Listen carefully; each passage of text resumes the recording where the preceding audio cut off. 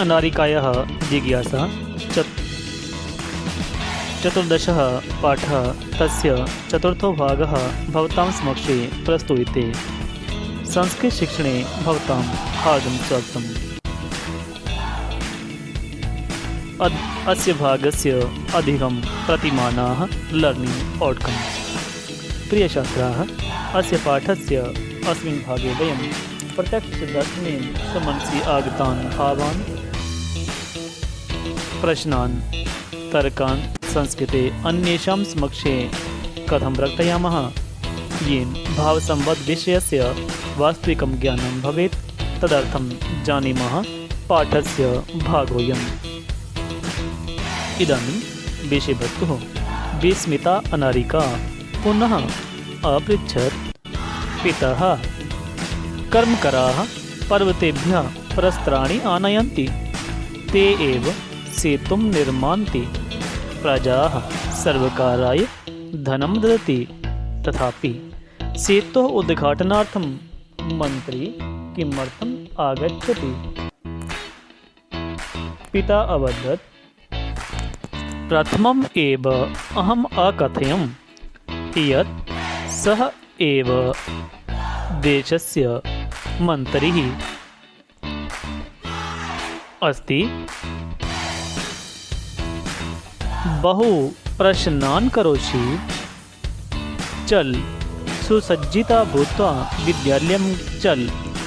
इदानीम् अपि अनारिकायाः मनसि बहवः प्रश्नाः सन्ति।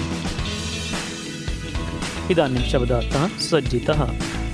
सज्जिता तैयार होकर, सुसज्जिता सूति उपसर्गम अच्छी तरह से तैयार होकर, भूत्वा होकर, भूधातु कर्तृ प्रत्ययेन भूत्वा इति पदं जातम्। पर्वतेभ्यः पर्वतों से अकारान्, पर्वत शब्द चतुर्थी विभक्ति और पंचमी विभक्ति बहुवचन में पर्वतेभ्यः यह पद बना है। पार्श्वे समीप में, पार्श्वे इति समीपम, दूरे इत्यस्य विलोम पदम। श्रुत्वा सुनकर, श्रु धातु कर्तृ प्रत्ययः, श्रुत्वा इति पदम जातम्। बहवः बहु से, उकारांत बहु शब्द से प्रथम विभक्ति बहुवचन में वह यह पद बना है। ददति देती हैं, दा धातु लट लकार प्रथम पुरुष बहुवचन में ददति यह पद बना है। इदानीं सरलार्थः। विस्मिता अनारिका, भूली हुई अनारिका, भूली हुई। विस्मिता अनारिका ने, अनारिका, अनारिका ने, यहाँ प्रथमा अनारिका ने, अनारिका।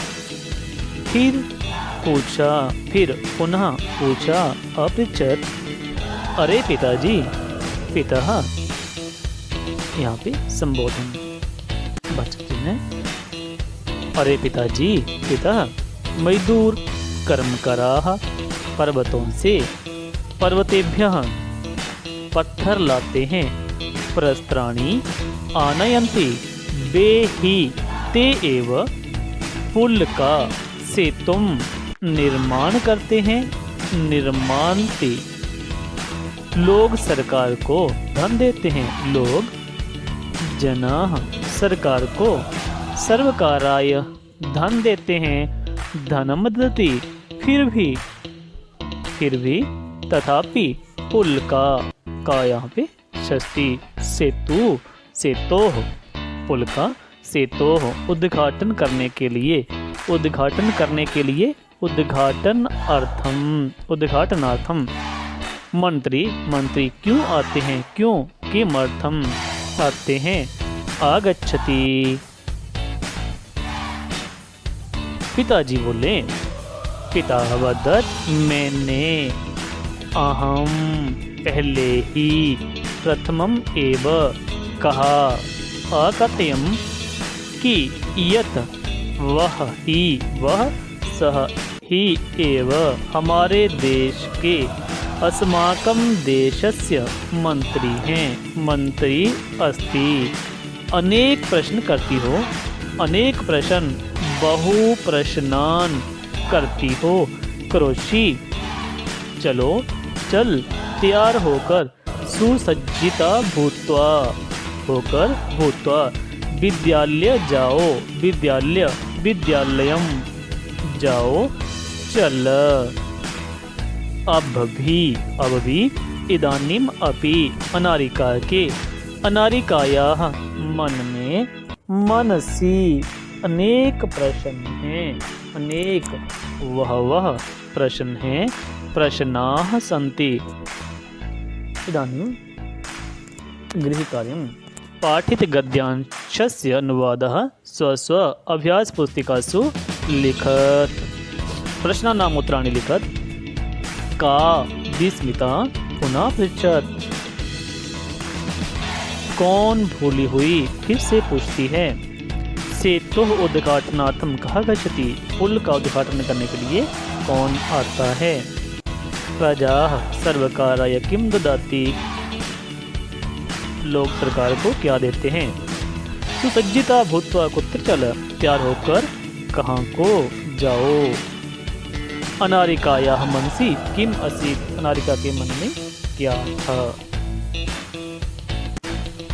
इदानीं समास और संधि में क्या अंतर है।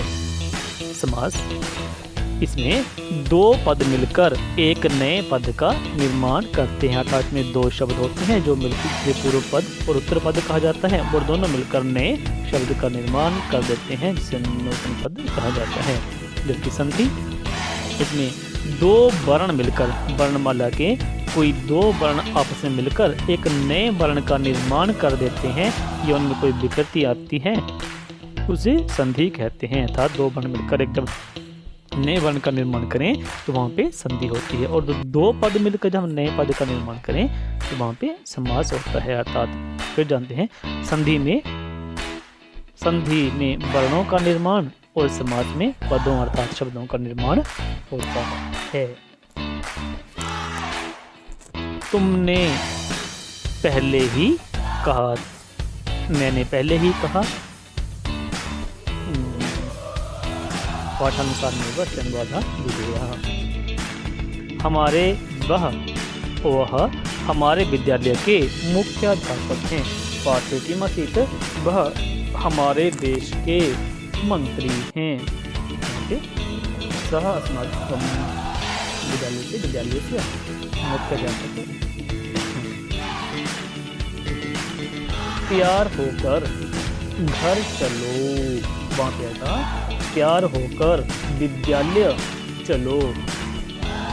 तो तैयार होकर सज्जितो भूत्वा इति योजनेन अस्य निर्माणं भविष्यति। अब भी समीक्षा के मन में अनेक प्रश्न हैं, वहाँ पे आया था अब भी अनारिका के मन में अनेक प्रश्न हैं। तदनुसार अस्य वाक्यस्य संस्कृतानुवादः विधेयः। मन की प्रसन्नता के लिए पढ़ो। हाँ, इसमें इस वाक्य में प्रथम में मन की प्रसन्नता के लिए शब्द आया था मनोविनोदाय। पढ़ो, यहाँ पे लोट लकार में पाठधातु का प्रयोग होने से यह पद बनेगा, परंतु मध्यम पुरुष का यहाँ पे प्रयोग किया जाएगा। अनेन विशाखम अद्यतनीय पाठ्यवस्तुः पूर्णतां याति। अस्यैव पाठस्य अभ्यासभागम् आदाय पुनः भवतां समक्षे उपस्थिताः भविष्यामः। तावत्पर्यन्तं सर्वेषां श्रोतॄणां प्रिय छात्राणां च हार्दिकः धन्यवादः।